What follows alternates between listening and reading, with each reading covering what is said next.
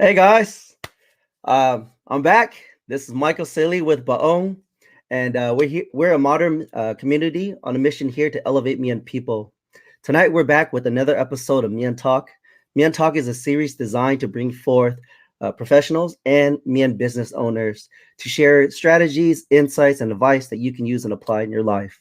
Um, Tonight I am very excited to bring Chio Saelee on the show, which I'll introduce here in a second. Now, me and Jill have a little history of background in a very positive manner. Jill is actually not only is my good friend, but he was also one of my first clients that I had the privilege to work with.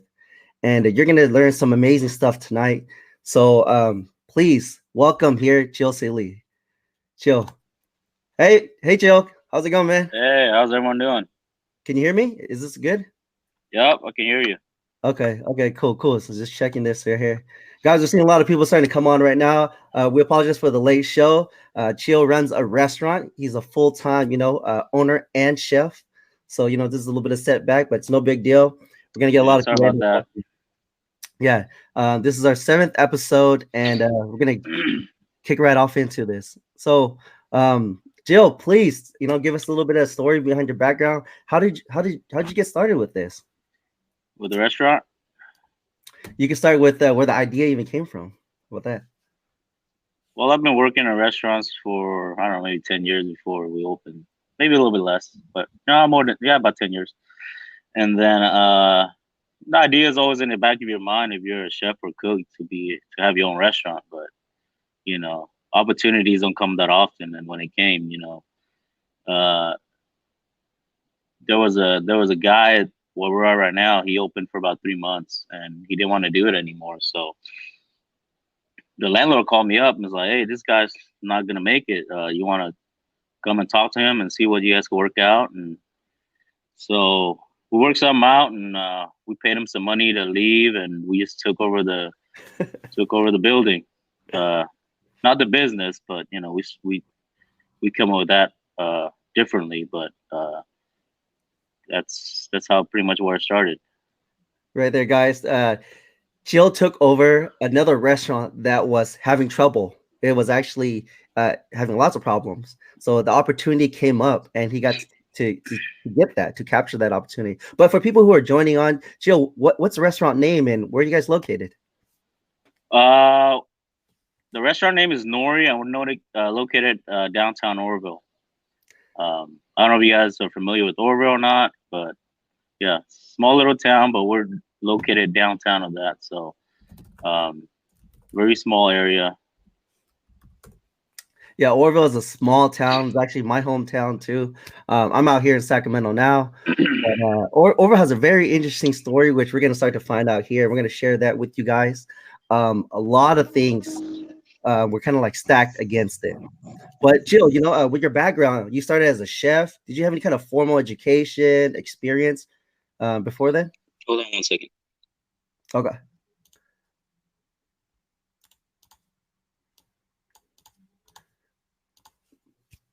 So a crazy story about this. Nori actually started in October 2016 Hold official. on, Mike. Let me reconnect my earphones somehow. Okay, go ahead. Go ahead. I'm just going to talk about the story here because I'm actually familiar with it. Like I said, guys, for anyone that's joining on right now live on the stream, please give us a thumbs up or hit that emoji, give us a heart or something. Let us know where you're joining us in from. We'd love to know.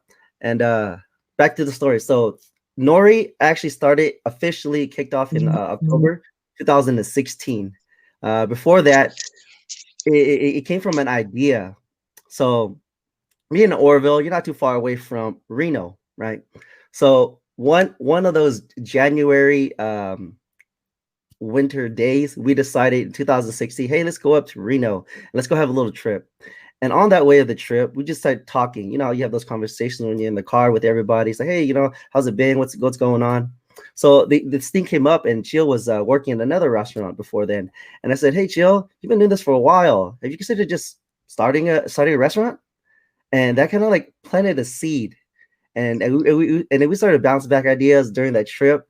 But we didn't follow up or do anything else. We went out to Reno. We had fun, right? So fast forward several months later, out of the blue, Chio just says, "Hey Mike, I just bought a restaurant," and I was just like, "You did what?" And that's kind of like where it's like, okay, wow, you just started it. And at that time, in one of my other episodes, guys, if you've heard about it, I started my own business around that same time too, and that was about a year in. So that's why I was doing my business, and I was just like, Jill, start a business. Come on, man, businesses are fun, right? And you use more freedom, gets you to it just makes you allows you to make income, the kind of income that you want, give you some more freedom and choices. So I kind of like spurred that on. I was trying to push Jill, start a business, start a business. Can you hear me? You back again? Hold on. Okay, no problem. So yeah, that kind of spurred on the story. Hey, yeah, let's start a business. And he just calls me up out of the blue one day and just says, Michael, yeah, I bought a business. I'm just thinking, I didn't know what to say. I was like, is this guy kidding? Is he serious? And he's like, yeah, I bought a business. Come down to the location, check it out. I was like, all right, let me drive over there. And from where I live, I think it's about 10, 15 minutes, not too far. It's his restaurant Nori is downtown Oroville. And just give you an idea for people who own restaurants and people who realtors are actually familiar with this, right? Location is everything for a restaurant. Location is everything for a restaurant, right? And Chio, maybe you can talk about that. How important is the location? My earphone got disconnected, so I can barely hear you. So, Oh, you can hear? Well, I can hear you. Can you hear me? a little bit. A little. Yeah, I'm on the phone now, so it's turn up your phone volume. Turn up the phone volume. How about that? So location then. So the location is probably like the most important thing about a restaurant, right? Because you're waiting for traffic to come in, people to see your sign, to see it, and they come towards your business, right? Restaurant owners, a lot of them are just like, well, I got to have the best prime location. I got to be on that corner spot. I got to have high visibility. I got to have lots of traffic flowing so that way they'll see my business, right? So Nori is located in Oroville, downtown. And just to give you guys an idea about Oroville is like a small populated town. It's like 15,000? I gotta check something. Like 15, 20,000 people. It's not a lot of people. And on top of that, not a lot of people go to downtown Oroville. That's not where the fun's at. For people who don't know about Oroville, there's 2 casinos in that town.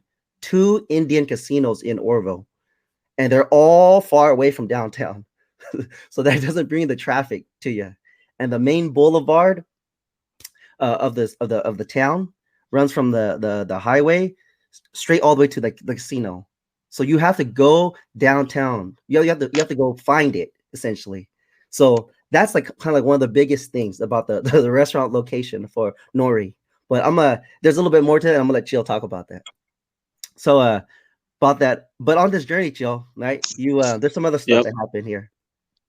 Maybe we can talk about how you just bought the restaurant. What was that? And what was that cost? Sorry, I'm having a little hard time hearing this. I don't know what happened to my headphones, but your headphones? I can't turn up the volume on this. Really? Oh shit! Do you want to drop out? You can drop out of it and come reconnect. That'll work too. All right, let me reconnect. Okay, because I can hear you. Go reconnect. Cool. Okay, right. So the location is the biggest thing about the restaurants. So when he gave me the address, like, hey Michael, come down to the restaurant, come check it out yourself. I looked it up because I didn't know where this place was, and I'm familiar with Oroville. I'm familiar with downtown. So I look up the place. I'm just like, oh no, that can't be it. No, I think the GPS is wrong. So I start driving there, following the GPS directions on my phone. And when I get there, I'm just kind of like, oh man, this is gonna be tough. And of course, I want to support my buddy, so I'm not gonna say anything. I was like, okay, I won't say anything. We'll just go with it. Because initially it was a buyout, right? So Chio bought out another person's restaurant, and he'll share about the startup costs here in a second. But he bought another restaurant that wasn't doing well, and that restaurant was an Asian restaurant. So that guy was trying to do all kinds of stuff in it and selling it, but it didn't take off, and so he was kind of like in a bind. And Chio had previously worked at that same location for another business that was there. And that business was it was like an Italian fine dining in Oroville. So Chio used to work there. He went on to other restaurants to work at. So when that owner, because Chio had a good relationship with him, reached out to Chio. It's like, hey Chio, do you know this restaurant here? He's like, and then Chio was like, yeah, I heard about it. Well, do you want to buy it? And that's kind of like where the opportunity came up out of the blue.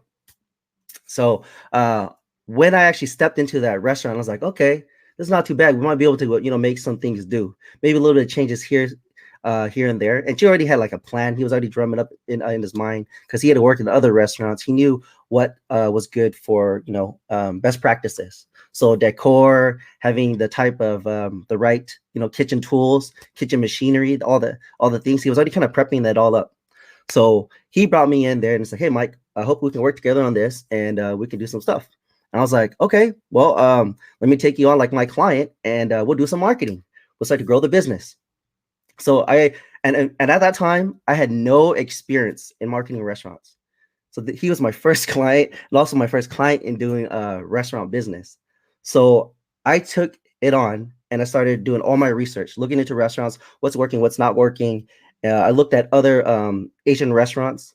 I looked at restaurants in different cities that were similar. And I started putting all my notes together and what we could do effectively. And then I started proposing all that and sharing that with you on what we could do. So that's kind of like how it took off from that section. But along this journey, Chio actually experienced a lot of stuff. Oh, is my mic off? No. Someone just said here, you don't build a business, you build people and then put people in the business. Absolutely. Absolutely. And there's actually something about that, about being you're either a business operator or you're a business owner.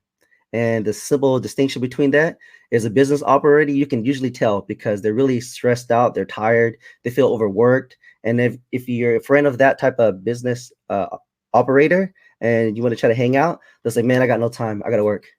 So that's how you can tell. And then the business owner, they're over there building systems, processes, and how to effectively scale. So they're hiring, looking for the right people to grow. So that lines with that comment right there, what you said. Thank you so much for sharing. Guys, if you're joining on, please give us a like, a share. We're getting a lot of people join. This is crazy. So Joe's reconnecting right here, and I'm gonna bring him back on. Joe, you back? Hey, yep, I'm back. Woo! Can you hear me? Yes, I can. Okay, I can hear you too. Cool. All right, so I just kind of shared about the insights about the restaurant and stuff like that, and I was kind of teasing on the fundraiser part. How much did it cost you to take over that business? So initially it was 15 to pay the guy to pretty much leave, and then it was probably another 70 to get it started. So 50, probably 85. 85,000 together. Yeah. Wow. And what do you that's think? For restaurants, that's on the lower end too. So it's high capital business. Wow, $15,000 to pay a guy to go away, and then another $70,000 to buy to do the revamping, right? You got licenses and equipment and inventory and all those things put together. And how did you fundraise that? Well, I borrowed 15 from my parents, and then the rest I just kind of got together. I borrowed 5 from my brother-in-law, my wife's brother, and then the rest was all on me. So, Man, some personal loans and cash and whatever I had. Personal loans, credit cards, pretty much anything you can get the business running, right? Yep. You're all in. That's all in, man. Pretty much when you're younger, you do a lot more stuff than when you're a lot older. So. Okay, so most people, I know this because I know you personally. But for people who don't know, so you started your business in 2016 October, right? That's the official kickoff date. Yep, October 2016. And then from 2016, what happened in 2017? What about that little guy? Oh yeah. I had my son 6 months later in February. So. And then, our first year was pretty rough. And then, so 6 months in, and then I had my son. And then a week later, we had the whole dam situation up here. Yes. So we had to evacuate for like almost a week. Oh, I totally forgot about that. That dam. Yep. So my son was a week old, not even a week old, I don't think. And then we had the whole Oroville Dam situation, and then after that, yeah, got back, and I don't know, it was all a mess. Yeah, I think Oroville put us on the map because of the dam was gonna break. Guys, if you don't know about the Oroville Dam, go look it up. It's crazy. We had to evacuate the whole town. The highways were flooded, jam-packed with car to car, bumper to bumper. People were speeding off the roads, driving in the dirt to get away from the town. Literally, there was a warning. You know how you used to get those, what do they call them? Amber alerts? You know, the Amber Alert that goes on your phone? Yeah. Well, This one was that day they actually had cops going around town. Well, we're right downtown where the river is. We're a block away from the river, so yeah. they were evacuating us. So Yeah, if that dam would have busted, it would have been 100-foot wall rushing down the whole valley in like 5 minutes. What they calculated, we had to leave everything and run. It was crazy. I remember because I was driving back from the bay. Yeah, it was pretty crazy. It was insanity. So your son was just a week old. Your restaurant has just started. Yeah, and then, we had to go to Chico. It took us about 4 hours to get there. 4 hours. Yeah, and 20 miles. It's 20 miles. Oroville to Chico is just 20 miles, and it took 4 hours, guys. It was insane. That's how packed the freeways were. Yep. Yeah. So it's just like evacuation hysteria, and everyone's just going crazy, crying and stuff. That's what I remember. And looting was insane. Yep. So you started your business. 6 months later, you had your son, and then what else happened after that? Well, a year after that, I got married, did my wedding, so you know how me and weddings are. Take a lot of money. So I just set aside money for that. And then, but you're happy man, right? You're happy. Yep. Happily married man and father, brand new business owner. So 1.5 years, yeah, all that happened. Yeah, that's business, kid, got married, yep. So I want to dive into this next part, and I think a lot of people could gain a lot of benefit from this very specific part. So I kind of brought up the fact that Nori is in a location that's not primed for like business because it's off the main roads and everything. But give us a look on the inside of the kitchen, Jill. Also, what's Nori? What's Nori like on the inside? Kitchen is probably like maybe 6 foot by 7 foot or something like that. Yeah, very, very small. So we're very limited on what we can do, and I'm surprised at what we can put out.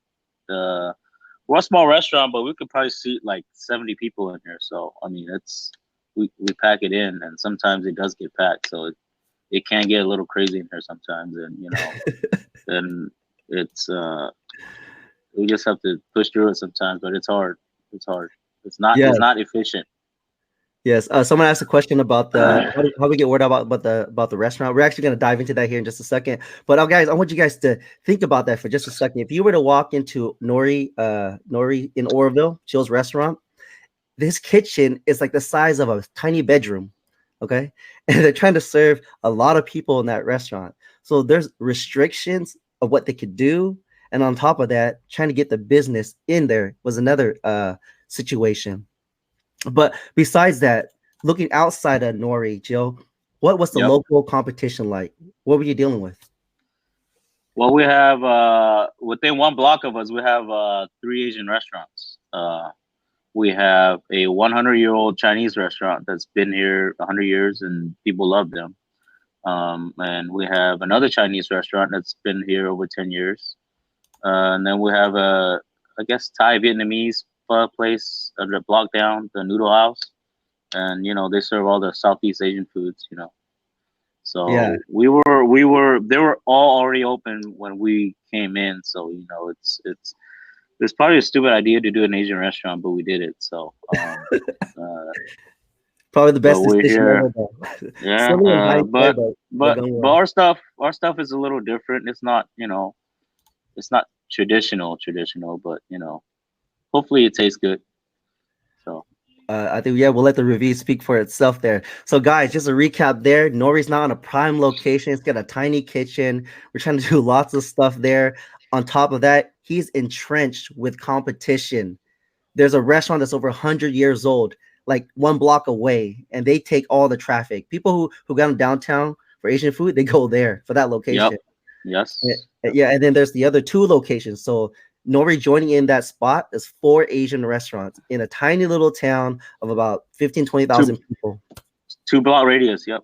2 block radius around there. It's just insane. So that's what we're looking at. And on top of that, once again, right, reinforcement, 2 casinos in town that takes away all the business. Well, Yes. takes majority of the business in the town. Yes. So 2 casinos for a small town is pretty crazy. yeah, Because absolutely.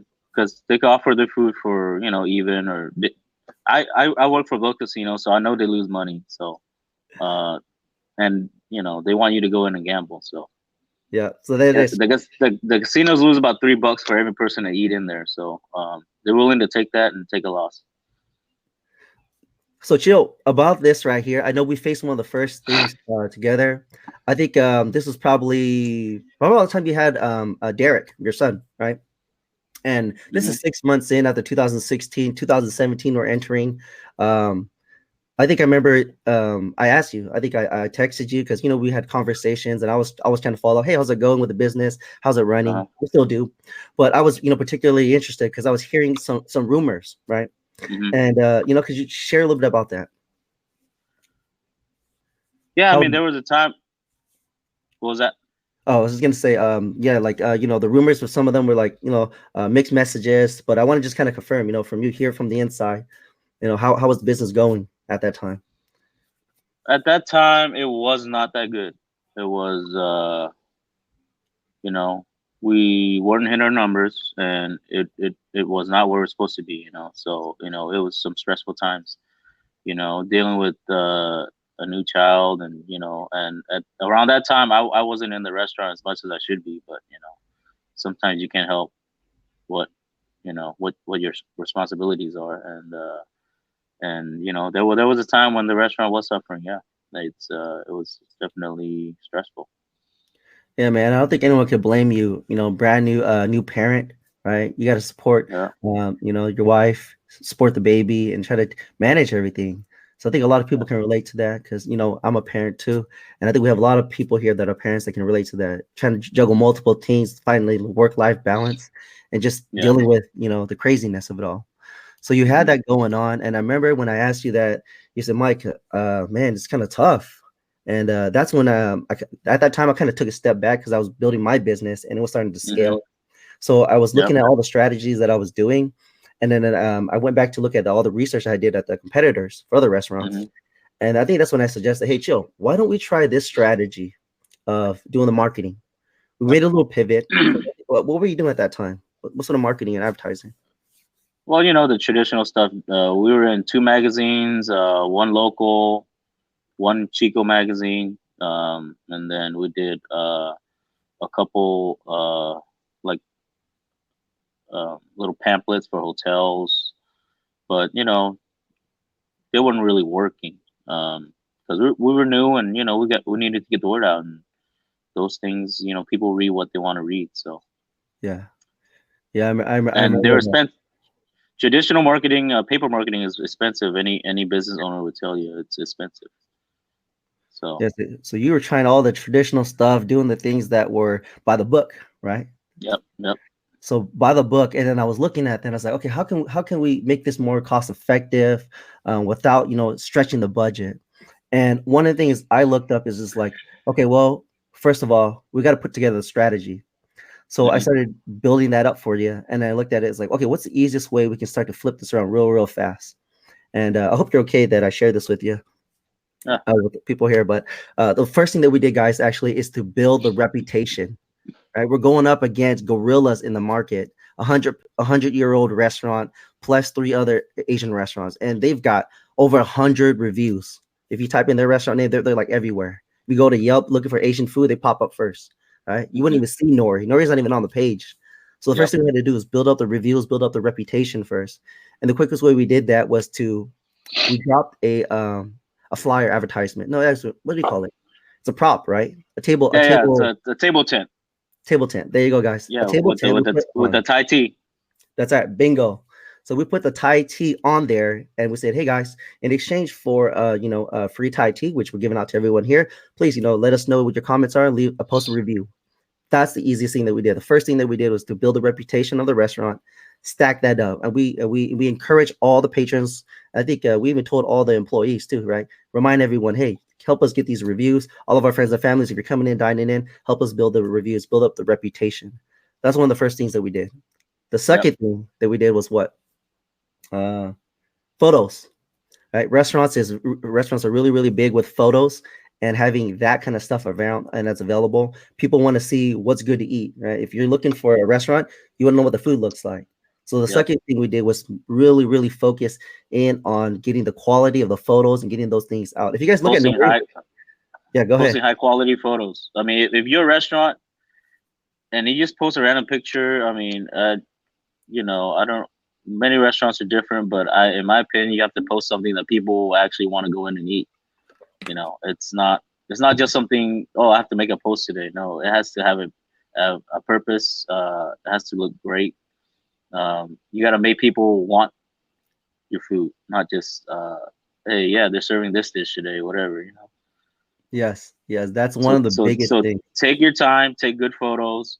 When it's sunny out, make a couple dishes, take some pictures by the window and post them. I mean, you don't have to post them right away, but save it for the right time. Right, right.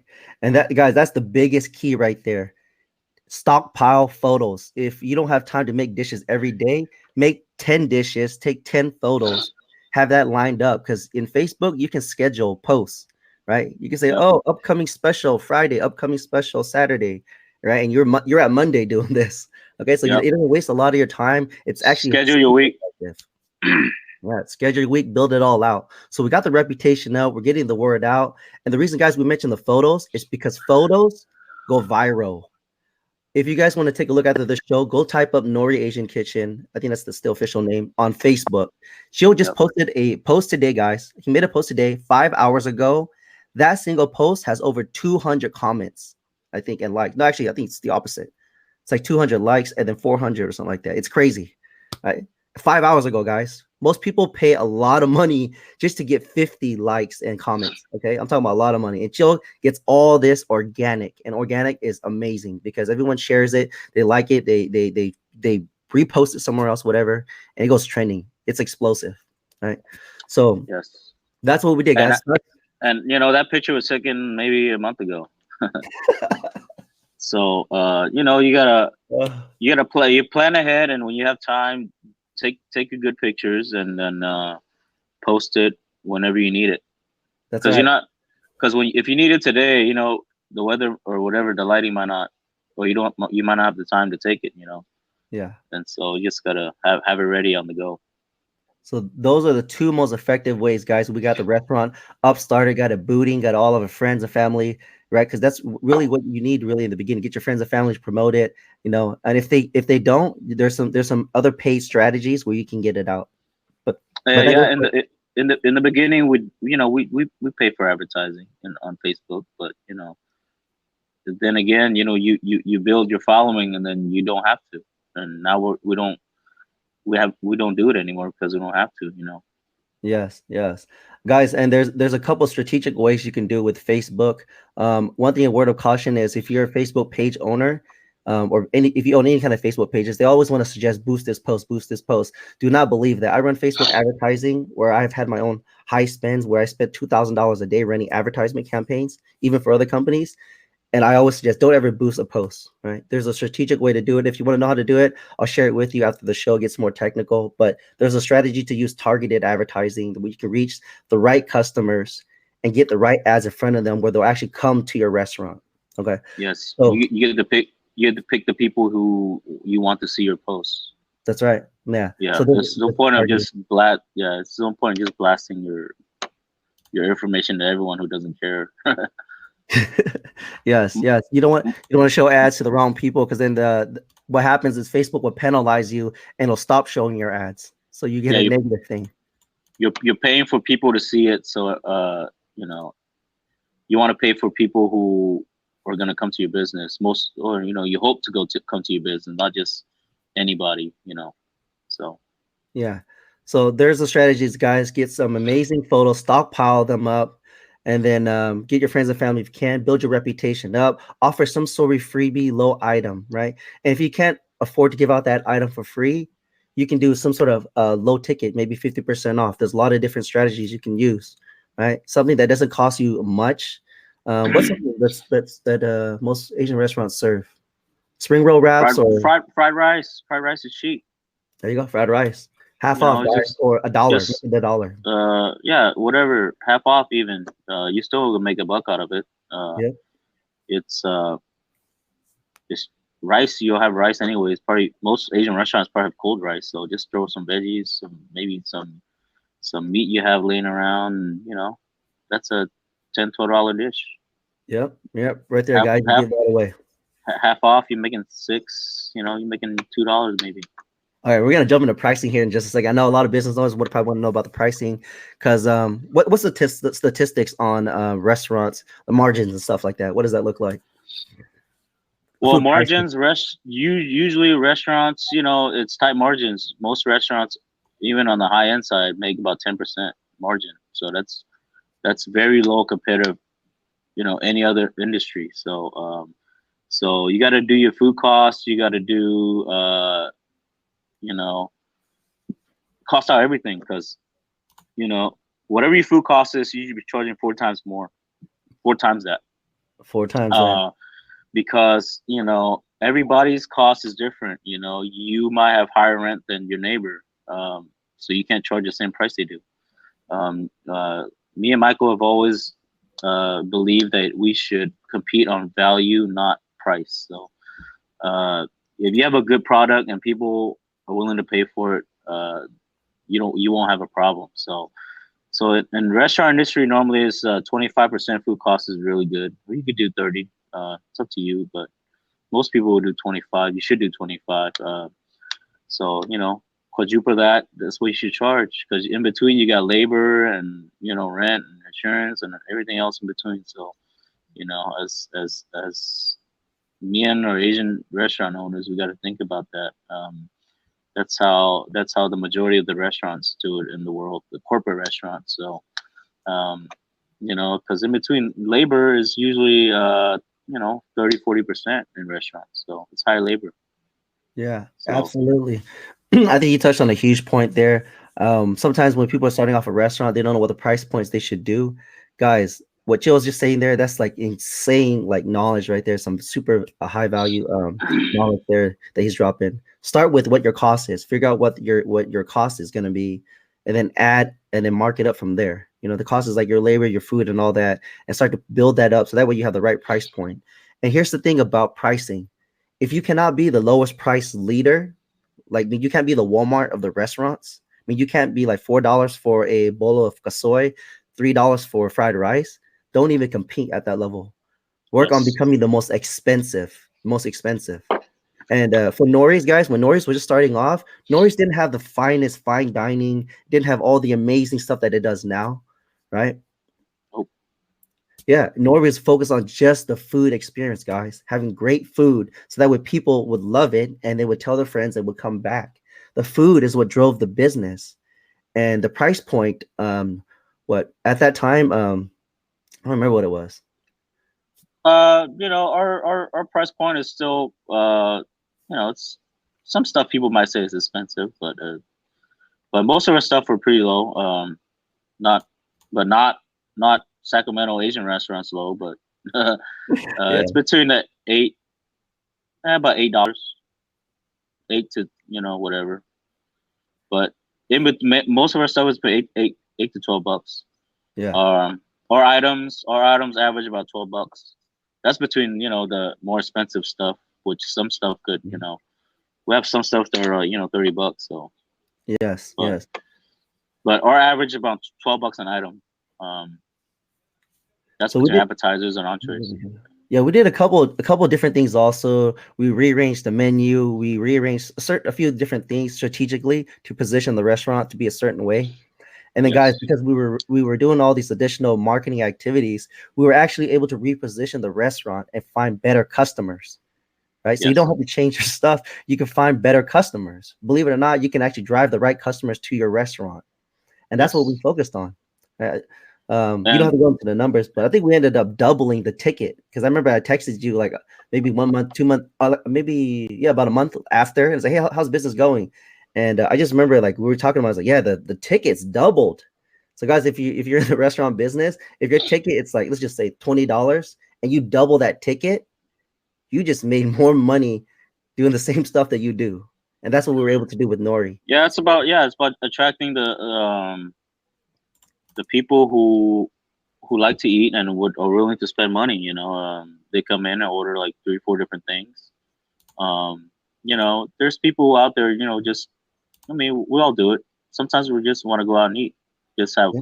just to fill our stomachs, and but the atmosphere that we want is for you to come out and have an eating, a eat, social eating. Talk with friends, eat, have fun, have a couple drinks, a whole experience. So I know there's something that you also did that was also different too, compared to like other Asian restaurants. Guys, in my first episode, I talked about another restaurant here in town. There's I think it's Thai Noodle House here. It's off of Watt Avenue. There's something unique about that restaurant that has so much reviews because that owner does something, and I see the same commonalities in Jill. Jill, what do you do? What do you do in Nori? Going out there with Uh, Whenever I see people and if I have time, people I know, or I just go out to the floor and just have a conversation. With people asking how the food was and this and that, or what they would like to see us do or serve. Just connect, just connect with people. Nice hat. Just connect with the customers. So you show them that you care. Yeah, man, and I've been there at times where I'm showing up and I see you just walking up, just talking to strangers, and you have this amazing personality where you just go up there and just open up on them. And I know that you're not super like conversational, but you try, and that's what really matters. I see that, and the people they just open up, just like, oh, this guy, he's got his apron on, he's coming out here to talk to me, and I just see them like glow. So that's really interesting.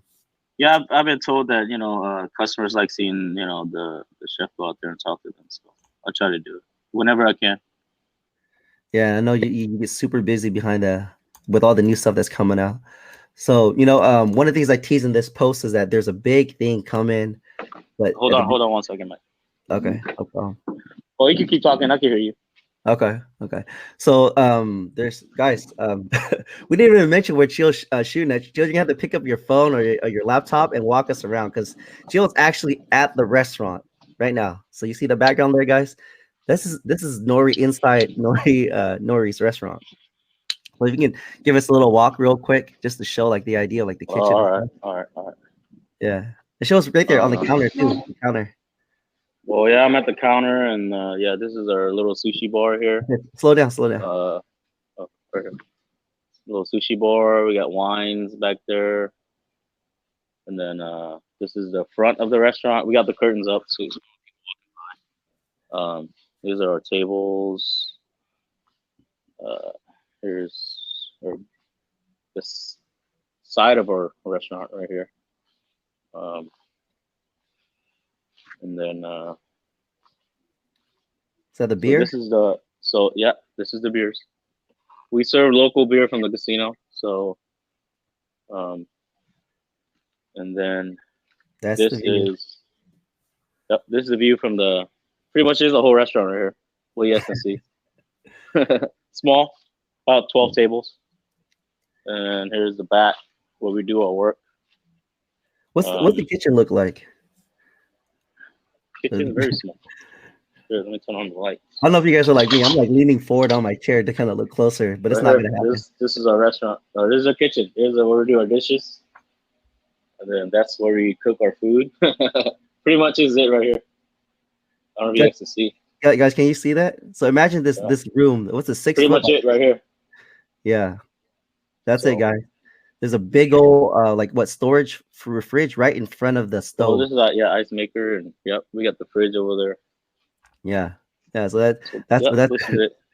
that's Nori right now. And Jill, what's happening? What's happening in like what, May, April? I don't know. So we're planning on moving to a little bigger spot. So I mean that's the plan at least. But not all the details have been hammered out yet. But that's the plan. Square footage wise, it's going to be a lot bigger than where we are right now. But there's going to be an event center there. I don't say event center, but some place people could do parties and stuff. So hopefully we'll have a little bit more space to do what we want to do. That's pretty much the whole idea. More efficiency. Yeah, yeah.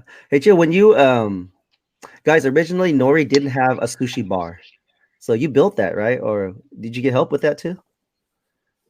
Originally that was a plan, and that's where the name came from, which is nori, which is the seaweed used to make sushi. But and then so we opened, and like I say, with everything having my son and stuff, we didn't have time to do it. But we did eventually finally get around to it. We built it last year, and it's been doing pretty well. So So Nori's in what year is it in? We're going to 4 years. 2020. Yep. Yeah, 4 years. Fourth Four year. years. So it's what 3 years from 3 years from $85,000 guys startup funds from just bootstrapping it, growing it, using all the strategies that we try to put together for marketing, and now flipping it around. And Chill's getting ready to open up a new location. Or actually, you're moving into the location, right? Yeah. Okay. Yeah, So I mean, the opportunity came up, and the people who own the building came to me and asked that I would take it over, and I thought about it, and like I said, it's all about opportunities. And they said they wouldn't want to give it to anybody else but me, so I'm feeling thankful that they will want that, and I thought about it, and I think we're gonna take the next step. so Um, we like got I a said, couple. it's scary, and it's gonna cost a lot of money, but sometimes in life you just gotta take the opportunity to come to you. You can't always wait for the right time, because what's the right time? You know. Right, right. And that is so true. Just like taking life by the horns and just taking massive action. You've been doing a great job at that, man. So it's mad props to it. And mad props to you and the whole team over at Nori. Sarah just messaged me. Shout out. It was up there. Cool. Sarah's Jill's wife, guys. She's a lovely person. I love her and Derek and Jill. Um, Mhm. real quick, I know that you had a lot of help. Actually, did you have a lot of help? No, initially it was help, but there were some changes that were made throughout the restaurant. Shout out to Lonam Ketkoy, some of the guys that helped. Who else was involved? The rebuilding. Uh, well, Lonam helped me. He helped me with the sushi bar. Yeah. Just out of nowhere, he's a great guy. One day he came in to eat, and I was open. I was in here working on it, and he said, "Hey, I'll come back tomorrow and help you." And he did, and I'm thankful for him. Yeah, guys, if you're a restaurant owner listening on this and you need someone to do some carpentry work and stuff, the handyman, Lonam is a Mien person, and Chill can connect you with him. He's a wonderful guy, and he'd love I'm to sure. help. I'm sure most SAC people might know him. Yeah, Yeah, I think Lonam most Saelee. people would. He's got family over Uh, here, but uh, I'm not gonna attach that unless he doesn't want to put himself out there. he's like, "Why Yeah, is this guy saying my name?" he's gonna be like, "Oh, why's my phone blowing up? Well, who's all these people?" Yeah. So that's amazing insight on that. We talked about the food costs, talk about the marketing. We're getting a couple questions in here, so Chill, I'm just gonna ask, or I'm gonna post it up here, and maybe you can answer it. I will Let's see if it try. shows up. Can you see that Facebook comment? Says customers expect the same quality consistency no matter the location. What restaurant technology did you use to deliver consistency? Any tech and stuff like that? Um, Pull it up. I don't think with consistency you could use technology to do that unless you're using a centralized processing and distribution. Um, because it unless you're yep. I mean, let's say if you're a restaurant, you gotta have recipes, and hopefully everyone's following them. Besides that, it's there's no technology that's gonna help you be consistent in the product. Maybe consistent in service and everything else, but the actual product is going to be hard for any technology to do that. You, as the managers or the chefs, you have to make sure that that's happening. Um, but if you have multiple locations, hopefully everyone's, or if you're branded as uh, one brand and you have multiple locations, hopefully you know one way to do that is to prep all the sauces or all the stuff in one location and have it brought. That's what one of the Chinese restaurants here does. They have a location in Chico, but all the main prep, all the sauces and stuff are made here in Oroville and are brought over to Chico. So, which keeps it consistent. Um, But besides that, it's gonna be hard for technology to do that because there's actually people making those things. So Yeah, I think you nailed it right there. Guys, there's really no shortcuts in the restaurant business, right? You show up, put in the time. I mean, what time were you? Let's talk about like a soy that you're doing early on, right? How long was that? You were boiling the bones, right? How long did that take? bones, about 8 hours for the broth. Yeah. Yeah, I know you were making all that stuff from scratch, and that took a lot of time, but it was amazing. Absolutely was. Not sure if you're still doing it now or if you changed up the recipe, but I was still doing it. still doing it. Okay, so there it is, Yeah. authentic Swiss style, guys, in Oroville. If But you want, if you're craving it. next restaurant might not have it. So Oh man. different concept. Okay, so it's gonna be a different. Slightly, slightly Um, different. there's a big thing. I don't know we really touched on this, but guys, if you're in a restaurant business or if you're even in the hospitality business, right, service, Mm-hmm. uh, there's one thing about restaurants and like to really get your margins up to the next level to have that extra cushion is getting a license, a liquor license, right, or getting a beer license. And I actually used to bartend, guys. So bartending here, if you have the beer and wine, you can serve just that. Some places they do mimosas, like bottomless mimosas, and mimosa is supposed to have vodka in it, right? But restaurants have an alternative with they can use like a wine. It's made out of like what is it? Oranges? Yeah. They use I think orange or something like that. Yeah. But they can use that or they can use champagne. Most mimosas now do champagne. So Yeah. What's it called? That brand, the one with the thing. I'm not quite sure, but it looks like vodka. It's Oh, clear. oh shoot, I Yeah, mixed it up. Okay. Yeah, mimosas actually you can use with champagnes. That's perfectly yeah, okay. What I actually yeah. meant was Bloody Marys. Bloody Marys Yep, is Bloody based out of Marys. vodka, right? And Mm. some restaurants they skirt it and they market it as Bloody Mary. You can actually do that. You just don't say vodka at all. The thing that you're substituting, We make our cocktails with sake here at the moment. So there you go. There you go. just if you double your sake, it's 20, 15 to 20%. You do two shots, it's 40%.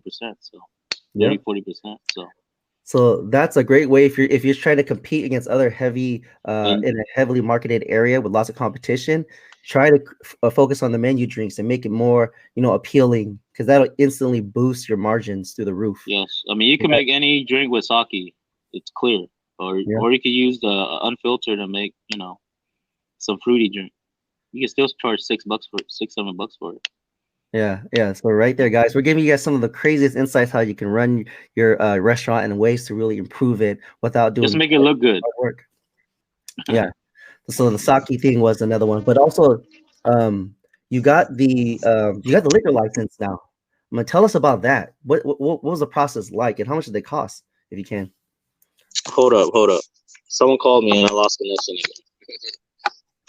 Oh Let me shoot. disconnect and reconnect again. Okay, go ahead. Guys, sorry about the little difficulty, and thank you guys for hanging on here. We just want to go all out with this one. I think this is going to huge value to the community. We're going to replay this because we have a lot of friends and family members that also do stuff in the restaurant business, and this could really help out. So we want to go all out with this episode and share a lot of insights and strategies. But please, if you have comments, ask us anytime. We'll answer it live while we can, and if you can't think of it now, you can still post it, and then later on Chio or myself will go back and answer it for you guys. So this is the stuff that can literally separate you from a restaurant that's just paying for the bills versus a restaurant that's thinking about opening up multiple locations, right? Opening up even a bigger location, or in Chio's case, opening up a big location and getting a liquor license. And when he gets back on here, he's going to talk about that. Hopefully. Hey, back. Yep. Cool. Can What's you up? talk about the liquor license part? Not sure on that. Yeah, liquor license, you either enter a lottery with your county, wherever you are. There's different amounts every year. You got to be lucky. Or you could buy it off of someone. And that's the two ways to get it. So there you guys have it. It's really, really difficult to get a liquor license. It's not, I'm sure you guys have all had some sort of experience where you went to a restaurant and you see them serving beer and wine. You're kind of like, oh man, I feel like I want a stronger drink, right? Restaurants can't just get that. It's not like where they can just like, oh, I'm gonna No, get a liquor license. strictly controlled per Yes, county. yes. And on top of that, guys, there's extreme amounts of like politics and stuff like that. The people who already have liquor licenses, they don't want another restaurant to get a liquor license, right? Yeah. Because that takes away the competition from them. They're already making tons of money from the drinks, and they don't want you to have any of that. So Chio was fortunate enough to get a liquor license. So Nori 2.0 or Nori Elevated, right? It's gonna have that liquor license, and it's gonna be in a massive new location that's 10 times. You said 10 times bigger? Square footage wise, it's bigger than 10, but we're gonna only use certain parts of it. Yeah. Okay. So I it's gonna mean, be, it's gonna, but hopefully we're gonna change our business a little bit. The main reason for doing it is to build a stronger business. You're not just doing food. Um, you could have a bar business. You could have maybe a catering business at some point, or you can rent out the room for others to do things. It's just more about building efficiency and a stronger business more than we don't have enough customers or something like that. It's just, or we want more customers. Of course, we want more customers, but that's just about building a stronger business to where it could withstand a lot more stuff than just a food business. Food business is hard. Any restaurant owner will tell you. yes, I think it's so true. Guys, from Chill's inception of growing Nori and having that from 2016 now, fast forward, we're not even 4 years yet. He's going to be opening up a new location. He's got all these things and all that competition that we were worried about in the beginning. They're like in the dust, right? Because when the new stuff comes out, you might just become the Asian restaurant in town. And that might be saying a lot, but I firmly believe that what we could do, it's gonna shape that. And what's also happening around downtown too. Well, a friend of mine has invested a lot of money down here, so he's bought up like 4 or 5 commercial buildings down here. He's building 2 new restaurants. And just the city of Oroville is growing, so we don't want to be left behind. So that's why we're doing the things we're doing. The Oroville Hospital is expanding. I think either this year or next year they're gonna finish. Um, I think it's like 5 stories, 6 stories, whatever the hospital is. So that's gonna bring in more nurses, more doctors, more professionals. So they're building more hotels. So I mean, if those hotel chains come into town and build these hotels and stuff, so you got to look at the corporates and what they're doing, because if they're doing that, they've already done their research. So they're expecting more people to be in the area. So I mean, you just have to follow those things. Yeah, yeah. And I mentioned this part about the town, guys, because I think being a business owner, sometimes you're just so focused on trying to do your day-to-day activities that you forget about what's happening. And I mentioned like getting involved in your local community, getting connected, because those things are going to open up the opportunities. Like you mentioned, Joe, you're going to do catering, but I think you're already doing that, right? Or still doing it? We do it from time to time, but we're not, we're not big enough to take on big jobs. So and we have to turn down a lot of big parties that want to come in here, but we just don't have the space. Turning But down business. Wow. That's a big in album. the restaurant industry, we call parties big 15, 10, 15, 20 people. We call those parties. Not like an actual party, but yeah, that's the term. That's the term we use. Because that would take up most of the whole restaurant. So Right. so we want to be able to accommodate those type of people and the regular customers as well. So Yeah. like I said, it's about building a broader, stronger business more than, oh, we want to expand or something. No, it's not about that. It's about building more efficiency and servicing more people. Absolutely. So, Jill, I have one last question. We're getting actually close to the 1 hour mark here, and I want to tighten it up. Jill, what would you say is the number one thing that has helped you, or maybe the number one thing that you see as a difference between what you do and maybe what others do? That's kind of loaded. You can pick one. Um, I don't know. I seem to think differently than most people, so I'm always wondering what's wrong. Even with the business, what's wrong? What do we need to do to improve it? And I think that's for business owners. That's a good way to think, because once you start feeling comfortable, someone else will take your seat, and Michael knows that. So you just have to be always looking for ways to improve. No matter what you have to do, you always have to improve.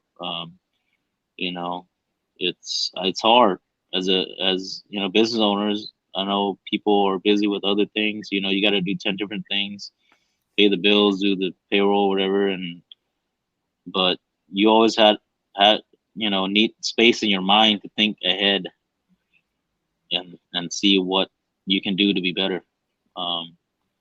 And people see it. Your customers will see it, because if you do the same thing over and over and people don't see you improve, then you'll get tired of it.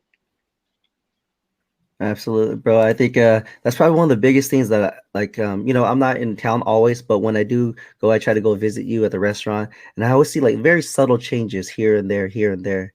And I think that goes a long way, just showing commitment to, improving overall the business. And that Well, helps a lot. it's important to your regular customers because they're here often. They see whatever's here. It might not seem it to the people who come in every once in a while, but you're pretty much servicing your regular customers. Yes. And it's just building that retention. I think that's another one too. Yes. We talk about the pricing, we're getting the customers, we share the strategies, but about getting the customers and retaining them. Yep. Right? You retain your customers by seeing what they like, and you do that instead of restaurants is hard. Not everyone's gonna like everything. It's so you have to listen to your customers, the people who come into your door and pay your bills, not anyone else that say, "Oh, you should do this or that." It's you can go very wrong by listening to those type of people. It's because you're spending money where you're not making anything back on it. People who come into your door and spend money in your business, those are the people you should listen to. Especially restaurant industry, because it's so hard to fall off the tracks. Because you just don't know. Some things people like, some things they don't, but you just have to see. And another thing that I would say is, if you're in the sales restaurant or whatever, you gotta have a POS. You gotta see what people are buying, what people are not buying. It's you need the, like, today data is a big thing, right? You need the data to see where you're going. And if you're just writing everything down on paper and adding up the numbers at the end, you don't know what people are buying or not. You don't know what your costs are on those items. You got to keep track of what you're selling. And how many of each. That's very important to know.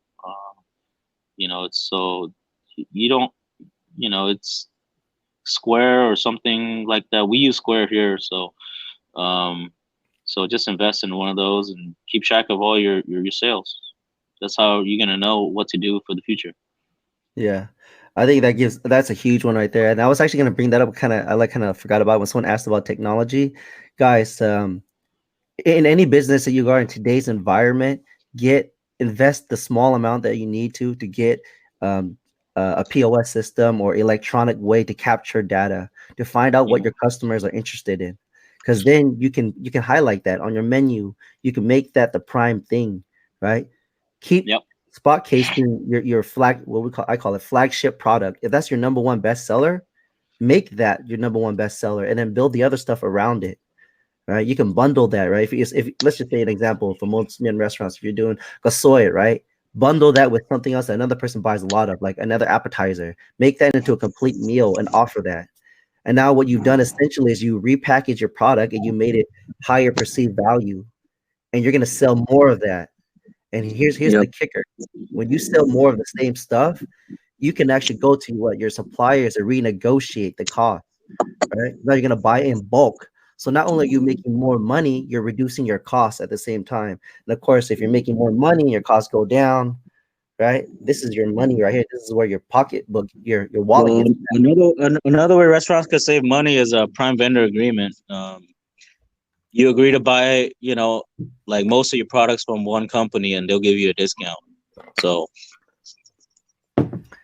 yeah, so there it is, guys. Negotiating with your vendors. You can always ask your suppliers how you can get a better deal and stuff like that. and they want to work with you. They want your business because they know that you might go to someone else. So, always renegotiate, always be asking. It doesn't hurt. It's just like in business, right? You won't know until you ask. Yep. So Yep. that's probably at their head. We just made the 1 hour mark exact. Jill, is there anything you want to share with the audience? Anything you want to let us know or announcements? I think we're good, unless anyone has any questions.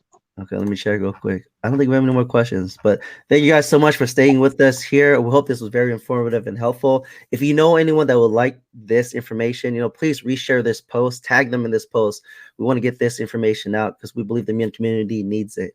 And also, guys, if you have any show topics you want to hear about, maybe in another industry, reach out to us. You can go drop us an email, hello@BAONGFAMILY.com, or go to our website, BAONGFAMILY.com/ask, and just drop it in. We want to know from you. And then we can customize these shows based on whatever interest it is. So that's all for tonight, guys. Thanks so much, Jill, for joining us. And thank you all for joining us tonight. This is amazing. Thank you, guys. All right, man. I'll be seeing you soon. All right. Bye, guys. Where do I go?